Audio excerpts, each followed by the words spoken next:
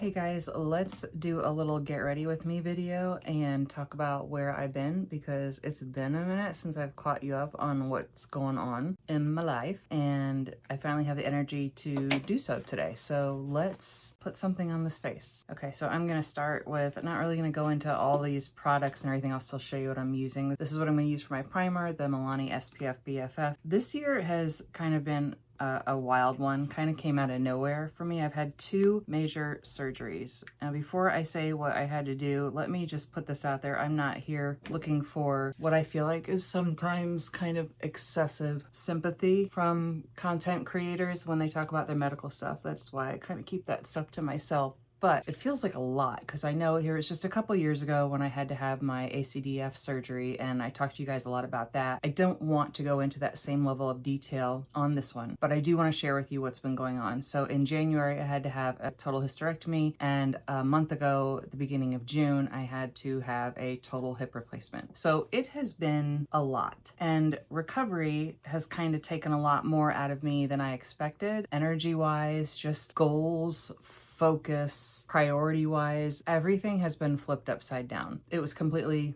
unexpected for both of those things to have to take place. I'm just glad to be working on recovery and trying to get back into some semblance of normalcy in my life. I'm going to use the Laura Geller Baked Balance and Glow powder foundation. It's hot, it's summer, it's a lot going on outside, but I'm not outside very much right now. I am still resting. I am only about 4 weeks post-op and I have not done much of anything since, because obviously it's affected everything I really can do, and it is no joke. Of all the things I've had experienced here lately, the hip replacement in and of itself is the most intense. Maybe that's the right word. It's intense. The recovery from it has been no joke for sure. I'm so grateful to be able to get it done. My doctor is amazing. My husband and son have been really great about taking care of me, and I couldn't have asked for a better situation for this to happen, except for maybe not both in the same year. It's kind of a lot to go through in the same year, and especially for somebody who experiences hair loss from major surgery and anesthesia. Like I'm just starting to get new growth back from when I had my neck surgery, so that's frustrating. Anyway, that's why I've disappeared here and there. Filming hasn't really been much of a priority. My focus has kind of been learning how to be patient with myself. This is the Profusion Light and Contour palette. This is a really great, simple kind of go-to palette for just quick dimension for your face. Here I said I wasn't going to start talking about stuff and I'm running my mouth. So anyway, filming just hasn't been a priority. I hope you understand that. I would think that you guys can, and I appreciate your patience with me. I'm not a full-time YouTuber. This is not something I carve time out of my day every day to do. It would probably be a lot more successful and bigger if I did, but this is what I got to give, so it's what we're working with. I've really had to, this is the CoverGirl True Skin blush. This one is in the shade Rose Latte. I like this one. It's not my favorite blush, but I mean, to switch it up every now and then so I'm not using the same thing every day. That's cool. I've been working a lot on learning how to accept help and be patient with myself because I'm pretty hard on myself most of the time. I'm finding that I cannot meet the same expectations that I have for myself 5-10 years ago. I mean, we're all getting older. Everybody kind of is in that same boat. It's a learning curve. The next step in my progress, I'm kind of gonna have to talk about the products a little bit because these are two new, well, they're the same product, but it's different shades. This is Maybelline's new brow inserts. It is one of those little like multi-tip marker type things, and these never seem to work out, but hey, there's a new one, so I should probably try it. I got two shades. I got soft brown and blonde, and I'm gonna do a little swatch on the back of my hand here of both of them so we can kind of see what they look like together. These are, as you can see, I'm just opening these. I haven't even played with them at all yet. Let's see what soft brown does. Oh, okay, so we unscrew it. Oh, it's got a tinted gel on one end. All right, and then there's the little brush tip. Let's see what this does. Oh, well that's, can you see that there? It's kind of got potential. Usually what I find is these bleed a lot and the color doesn't stay very defined. Let's see what blonde looks like. That was soft brown. I wonder if I should do one eyebrow in each today and we can decide together which one is the right color to pick. Okay, so Blonde also has the tinted gel and the little prong tip. Let's see what blonde looks like. I'm putting it, oh, this looks, what? This looks darker than the brown. Blonde, soft brown.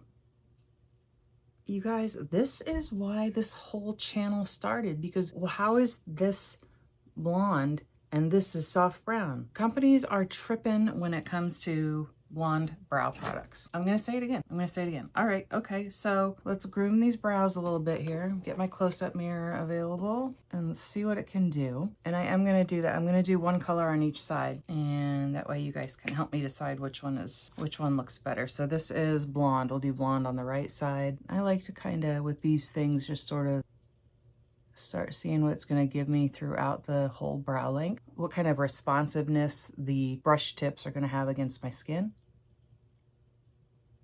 Oh, okay, so big blotch right there. So that's what I'm talking about when I say that sometimes these are kind of blotchy and not very defining.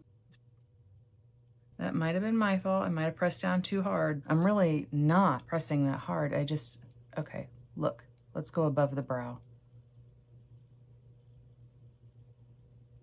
See what that looks like on my skin above the brow there? That's not how it's translating in the middle of all the brow hair.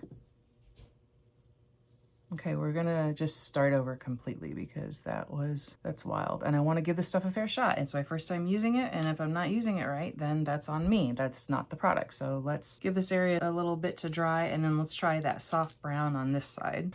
Okay.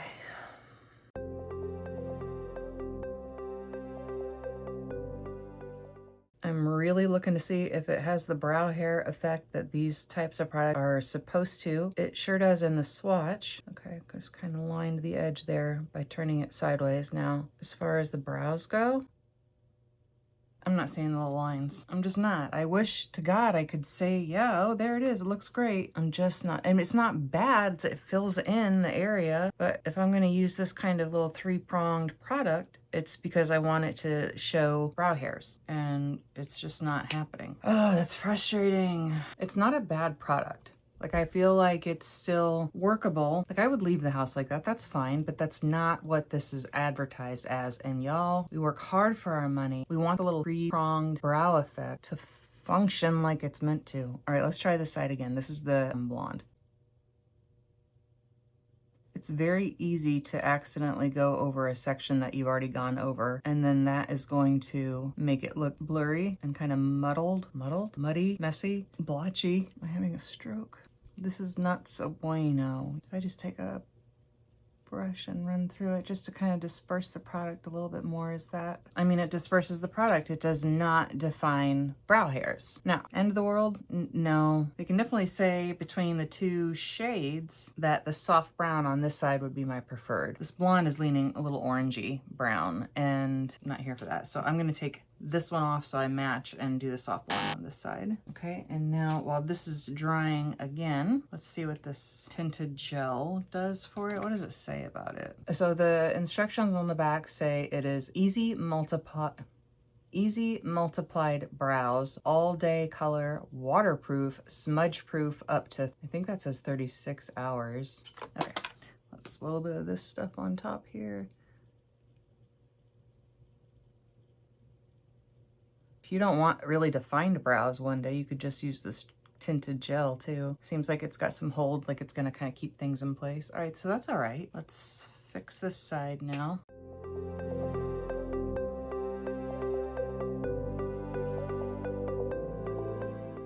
So the nice thing about these things is that you can turn them sideways and just have, like, instead of having that little forked effect, if you turn it like this, you just have a nice brow pen to run through your brow hairs. However, I have nice brow pens to run through my brow hairs. I don't want that from this. I want that individual hair effect. It's definitely not perfect. It's not the worst one that I've tried, and let's see what happens when we go over it when it's still a little wet with the tinted gel.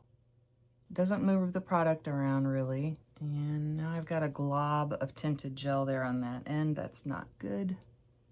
Get rid of that. Okay, so what I do like about it is that while it's all still wet, you can go through it with a separate clean, dry spoolie and sort of distribute the gel around a little bit and fine tune a little, if you will.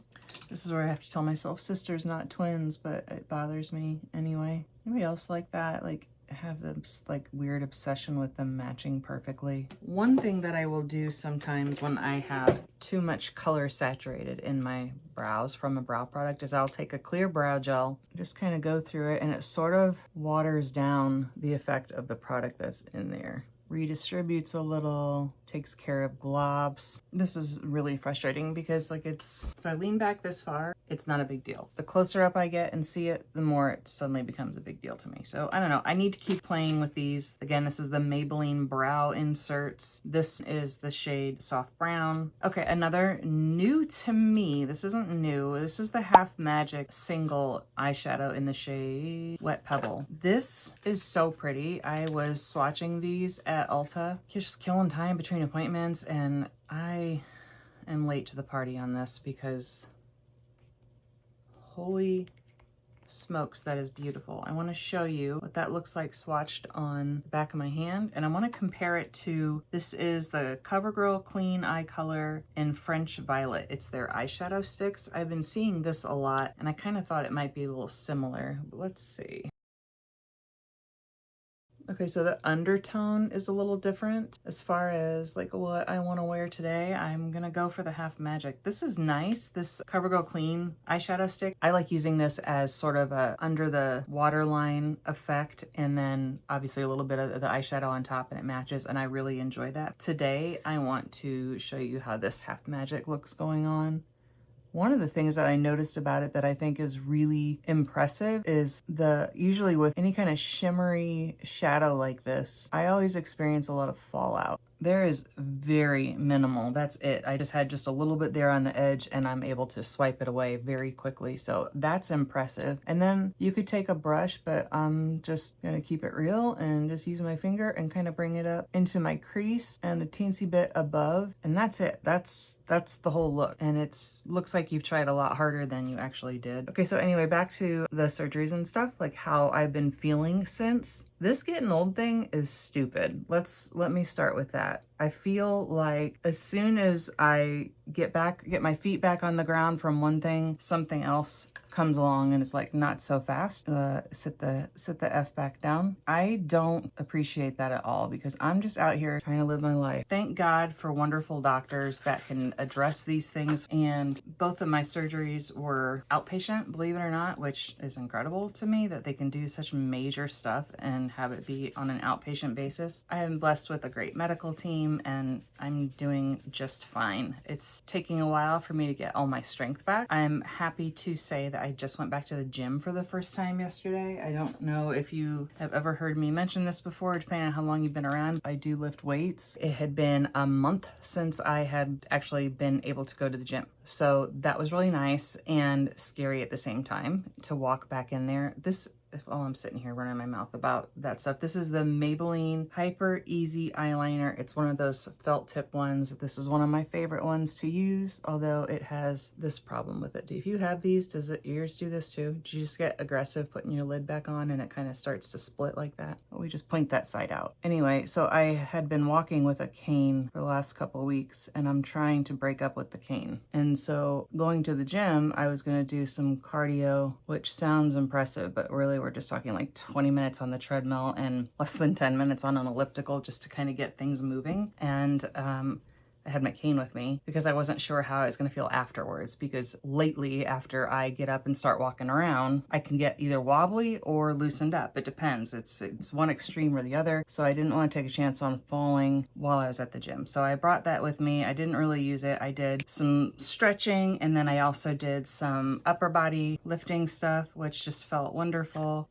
So I'm glad to be kind of getting back on track with everything there. And I'm being very careful because it's a little scary to have gone through all of this and then suddenly put yourself back in that environment where you're challenging those same, how do I explain this? it's like my body knows the bad hip is gone, but it's convincing my brain that what is there now is stable and functioning and better. And that takes a while to get that through my thick skull. Now I'm just gonna do a little bit of the L'Oreal Panorama mascara. So my energy levels are slowly starting to come back, and that's good, but I do still have days where I can't really move much from the couch and I sleep a lot. And that's what happens when your body is recovering from, you know, even just one major surgery. So I'm trying to be kind and gentle to myself about the rate of being able to kind of get back to my normal routine, because it is not going to be on my terms, that's for sure. If it was me, I would already be back doing everything back to normal. It's hard to be kind of going through all of this rehab, if you will, in the summertime because it's so nice out and I can't go out and do the things I would normally be doing. That's okay. You just have to tell yourself that this is the way it is this year and there's nothing else you can do about it. So given that, I've been able to get back into my other favorite hobby, which is makeup and this kind of stuff, and doing some reviews and some YouTube videos, because I can just sit here at my little desk and it's not going to be like overexerting in any way, shape, or form. And that is nice. We're getting back to normal slowly but surely. And honestly, being creative, this is not creative. This is just sitting down in front of camera and talking to you guys, my friends. But being creative and putting the energy into a topic, purchasing things for it, or maybe you're trying not to purchase a whole bunch of stuff and you're coming up with other topics that aren't related necessarily to just a review of a product, and then getting it together enough to have energy on the day that you're set to film. And do you have clean hair? I mean, like, it goes on and on. Everything has to kind of come into play, and it doesn't fail that there is something out there that has to come into play that is not in line with where you need to be for a filming day, and you just got to do it anyway. And that's kind of where it was now. Like, I woke up this morning early, was up for a little while drinking coffee, and then I fell asleep and took like an hour and a half long nap, and woke up from the nap kind of like, I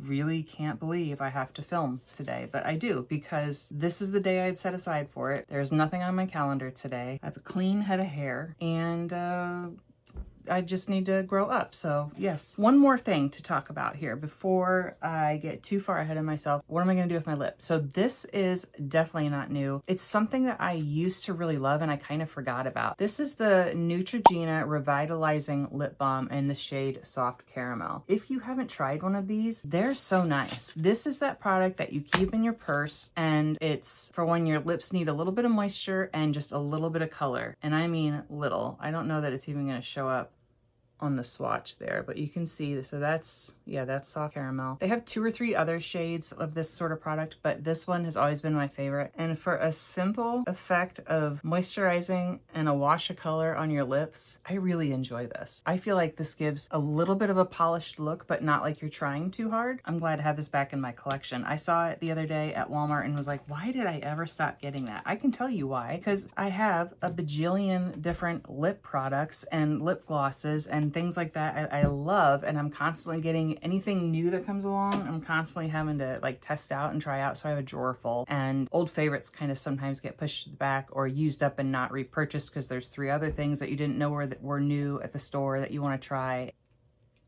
Did you know that Snapple still does Snapple facts on these bottles? Your Snapple fact of the day is that the chicken is the closest living relative of a T-Rex. So that is all I've got for you today, guys. Thank you so much for sticking around and kind of listening to me drone on about what's been going on. I appreciate you all so much and your patience, not giving up on me and going away because I'm not super consistent. I film when I can, and this isn't my full-time job. Now you're caught up. You know what's going on. And I hope you have a great day now. Go out there and kill it. Not it, not anyone. Kill the day. What does that look like for you? I should have like a disclaimer or something. I'm gonna put a little bit more of this balm on because I just miss it so much. It's a little fruity flavored, maybe. I don't think it's meant to be, but that's what I get from it. I just wanted to take a minute to say thank you so much for your patience with me, because I'm not uploading once or twice a week like a whole lot of other people are. I just don't, it's not my full-time job, and I haven't had it in me to be able to do that, and priorities were different for a little while, but it feels good to get back into it and put my hands on my collection again and share it with you guys. So thank you so much. Hope you have a great rest of your day, and I'll see you in the next one. Bye.